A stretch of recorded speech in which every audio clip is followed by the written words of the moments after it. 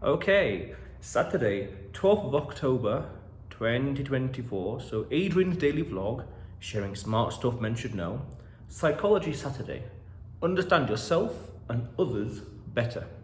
Storytime, losing my mother to cancer. Handling grief and other sorrow and sadness in life.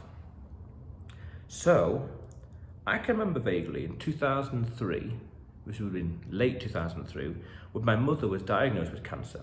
She came into my room at night and she sat down and told me. And I knew nothing about it at the time, apart from stuff like losing hair. I remember 2003, so a lot has changed since then. I remember that. And over the years, 2004, 5, 6, 7, 8, 9, and 10, it was this shadow that loomed over every kind of action or decision or path or choice, everything else like that. And it affected her health and a gradual deterioration of health as well. I remember vaguely in 2000 and, would have been 8 or 9, I had to go to like a college interview somewhere far away in another city, and she was not very well and she was a bit ill, and she drove me there. And I also remember a few months later when I started going to that college, on Sundays, because it was far away, on Sunday she'd be able to pick me up from college and go home with me, drive home. And I remember we used to go to places like Burger King, and when she ate as well, then I felt happy. When I ate and she ate, I felt happy. When only I ate and she didn't eat, I didn't feel happy. Okay. So over the years, it was like a decision in the background. It was this thing that was always there, always this extra thing to consider in general. And I never really thought about how it would affect me in a sense of, just in general, because I think as young I was a bit too naive, didn't quite know what was going on in general, in all kinds of ways, not just in this, but in loads of different things. Age and immaturity, I guess, I imagine so. So it was very naively going through it, but I knew in the back of my mind something would happen in the future. And there was this great song that I discovered. I discovered the Elton John album in 2006, Madman Across the Water. And the last track on that album was Goodbye. I remember listening to that at the time, thinking this is a beautiful way, a beautiful requiem, beautiful song to say a final farewell to someone. The song itself is about a different topic in general, but the theme, the tones, the lyrics, beautiful way.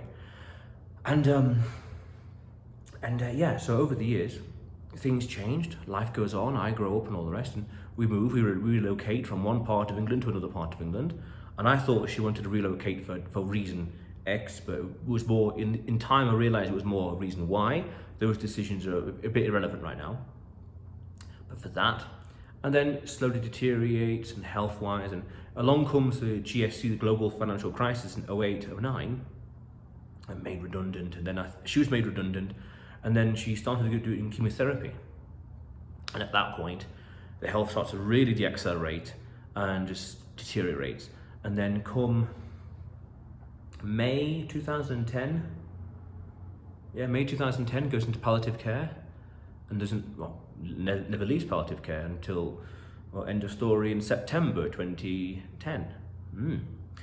And so yes, and it's a hard thing. And when I first heard about the news that she had passed, I instinctively felt, oh, she's just further away. She's in north of England, oh, she'll be back soon. A very instinctive feeling, a very naive feeling, just a feeling in general, that initial feeling that lasted a minute, 30 seconds and gone, that was it. And that passed over time.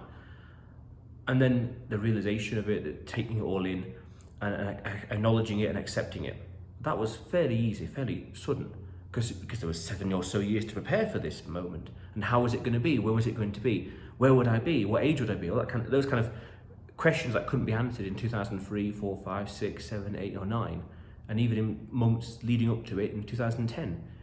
Unanswerable questions. Who knows? And the thing I really tried to do when it first happened was not to use it as a crutch, as an excuse for not being able to do or to succeed or to build stuff or to move on in life. I can't say to people, oh, woe was me, woe was me, woe was me. This happened. No, I had to, within reason, keep it to myself and not use it as a crutch, as an excuse to perform less. That was very important. And I kept going with life, kept going, continued with life, doing this, going here, achieving this, achieving that, doing, building, achieving, whatever else, marathon, mountains, travel, whatever else, here and there. And every now and then, when I do something cool or amazing, whatever else, I would think to myself, what would Mum think about this, being here in this part of the world? What would Mum think about me running a marathon, about these vlogs, about climbing mountains, about traveling all over the UK, learning and knowing Spanish? What would she think about that? Wow, within reason, proud. Interesting, yeah, makes sense. And as an adult to an adult, yeah, that's a pretty cool thing to have and do in your life. Makes sense. And that's more than likely what she would have thought as well, as an adult, as a person. Fair enough. Okay, fair enough. And then interestingly, that because she, you could also argue, because she died when I was so young, I didn't truly get to know her. Only when you're 10 years old, 15, 5, 10, 15, you don't truly know the parent. You don't truly know them because you're changing, or you don't remember things, or you're maturing and growing, so your understanding of the world changes over time. I wouldn't say it's until you start to get into adulthood, 25 onwards, I guess so, is when you fully start to appreciate and understand people in general, parents as well, family, relatives, you name it, because you understand people, society, culture, whatever else, you understand it better, and yourself better. You have a more mature understanding of everything, and you start to know them. And I realised that actually a couple of years ago, that I didn't truly know her in a way. Yeah, I knew her when I was 10 and 15, but it's not the same as 20, 25 or 30, not the same. Now, that's as it is. Nothing that can be done about that, move on in life. But that's an interesting observation. You don't truly get to know people until you are mature enough or ready enough to fully understand and appreciate the nuances of life, the nuances of culture or society or whatever else. Until then, I don't know. You've got room to improve. There's still a critical mass of room and space to improve. And over time, that critical mass gets smaller and smaller, and there's fewer, but more, we could argue, more critical things to refine, change this, tweak that, update this. But that. Now, it never really, well, I guess because I was 7 years to prepare, but it never really affected me. I never felt downtrodden or downbeat by it. It was an inevitable thing that was on the horizon. We don't know when. That. And as I said, I felt she was further away initially. But then life goes on, I continue, and I keep growing, and I become a stronger, wiser, faster person, mentally, whatever, it's growing and maturing in my own way. And that's powerful, because we can't let those things, those times, bring us down. We have to keep growing and going in life. I guess that's why instinctively I didn't want to use it as a crutch, as an excuse to lean on to say, oh, woe is me, I can't do this or that or that or this because the death over here. No, I have to keep going. Keep pushing, keep growing. Very important. I've talked about this before in previous videos. Always keep learning, always keep growing, and accept and adapt to the world as it is, and keep growing, keep improving. So it was a 7-year journey from 2003 to 2010. And life, I did what I did back then. As a child, as a teenager, entertainment and traveling and whatever else, and living in life. Yeah, we traveled a lot in general. I remember in April 2010, we went to three places in England.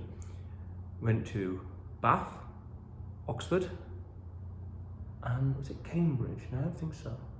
Bath and Oxford, and somewhere else together. I think it's because she knew something on the horizon, and she wanted to travel as much as we could while we could. Bath, Oxford, and somewhere else. I forgot where. I want to say Charles something. I can't remember. But Bath and Oxford, I remember explicitly.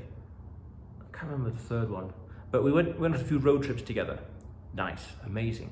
And the fact that I remember those places, well, 2 out of 3, 10 or so years later, 15, 14 years later, shows how memorable they were. Because I remember Bath quite explicitly, here and there. Oxford, I remember a museum here and there, and the parking, whatever else.